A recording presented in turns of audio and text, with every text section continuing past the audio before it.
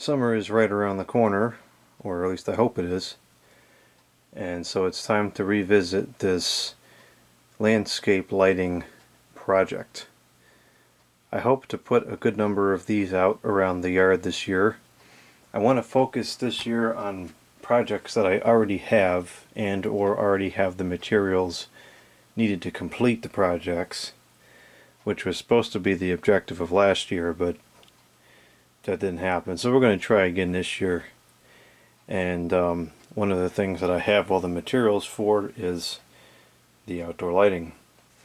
So we're going to use these bulbs because these are economical, and if I recall correctly, they look pretty good. What I have not decided on yet is the power supply. I had made a bunch of videos on this sometime a year or two ago, I think, and I probably should have gone back and rewatched the videos, but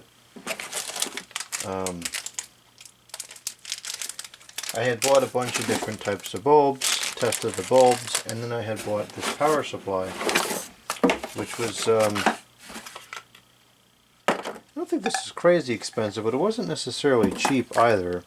It's a waterproof DEL driver. It's really nothing more than a 12 volt AC to DC adapter. And, I just got to thinking, am I overcomplicating it? Because this outputs 10 amps, so that's probably way more than we need. These, of course it doesn't even say what the amperage is, but I can't imagine that it's more than, 0.0 something amps probably, and this outputs 2.5, and it's supposed to take in 1 amp. So we can set this up, and if this, we can measure it up to 1 amp allowed power draw. But I'm wondering if a basic wall wart like this is adequate, because this is pretty much the same thing as this. This is just lower power. This is 12 volts DC. I don't see any reason why this wouldn't work. It shouldn't flicker because it's direct current. It should be just fine. And if you dig through any amount of electronic scrap rather, you can find probably 15 of these a minute. They're readily available at no cost. So if I could use 4 or 5 of these around the yard as opposed to 4 or 5 of these, because this I could even fit in an outlet box, and that solves the water resistant problem and the voltage drop problem. Because the problem with this is that I could mount this on the side of the house or something, but then you're going to have a long DC run going around the yard, and while these lights probably consume very little power and likely wouldn't be all that affected by the voltage drop, consequently there's going to be significant voltage drop. So we might be better off doing something like this and putting the power supply closer to the lights. And there is another, appears to be an identical wall wart inside the box, the project box here. So I must have thought of this, but it doesn't look like I ever tested it because the end piece was not removed. So I've got another one here which I found in another box of scrap. So we're going to just take this off.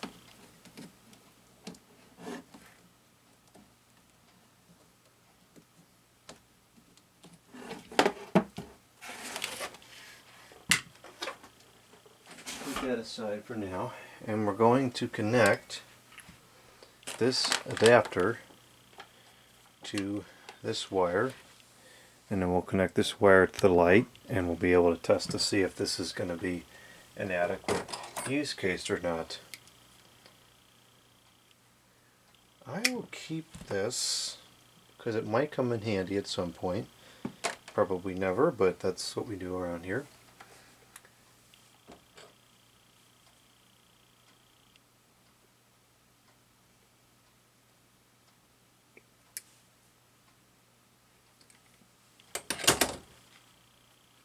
And now, thanks to the letter H's recommendation, I now have the correct tool for this.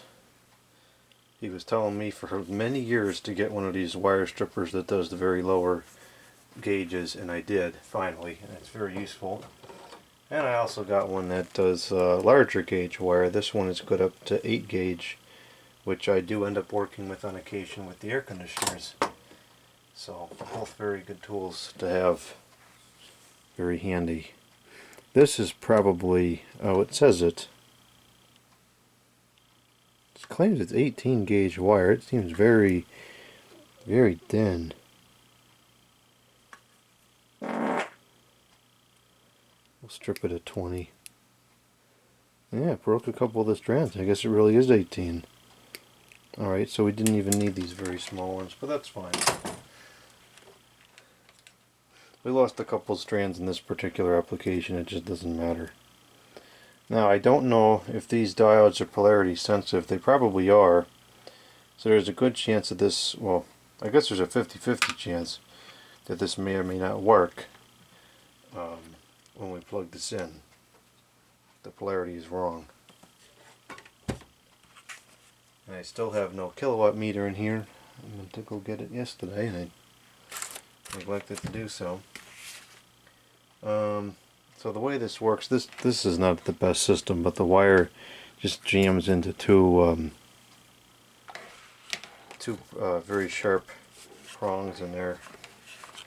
There's supposed to be there's a post that the wire goes on, which makes this process a little bit more reasonable. But I don't feel like getting it out just for the test. Alright, so it's not working. Oh, it is working, okay. So if it is polarity sensitive, we happen to guess correctly. And it seems like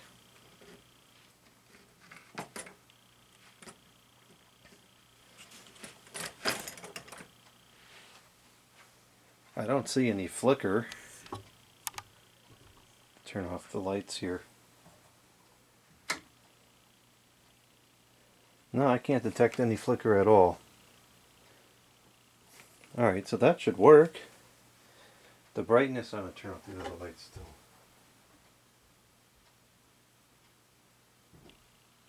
The brightness is not the greatest on these. They are kind of dim, but in the middle of the night it is enough to see the pathway to walk around. Those other bulbs that I have, that I bought, they're like probably 20 times more expensive, and they are significantly brighter, but I don't like the coloring. This reminds me of the old, like the really old original solar lights back in the early to mid 2000s. They had those orange diodes, and this was the right color. It's a very similar color. It also looks like high pressure sodium, so it'll match the street lights nicely. Although most likely I wouldn't be using them simultaneously all the time if I'm outside, but who knows, maybe I will. Regardless, this seems to make good sense to me, to just use that little AC adapter as opposed to buying all those more expensive whatever power supplies. And in fact, now that my eyes have adjusted to the light, it's actually not bad. I can see, yeah, it looks pretty much like it does on the camera. It's pretty much pretty much the same. So you can see the path, the general shape of things. That's really all that these need to do. They're just accent lights. Okay, well that's interesting. That I think makes good sense. We'll have to see how they load down. I'll have to get the kilowatt meter out and check it at some point with a few more. I really doubt that these consume much of any significant power. Maybe I'll check on the website and see if the specs are listed there. Alright, well that solves that mystery. We will use, most likely, these wall warts instead to simplify the situation. And I'll think of something else to do with that. Actually, you know what I might do with that driver is I want to put some spotlights on the rock wall in the front yard, and those I want to be moderately bright. So maybe that's what I'll use that for. if I get some brighter bulbs.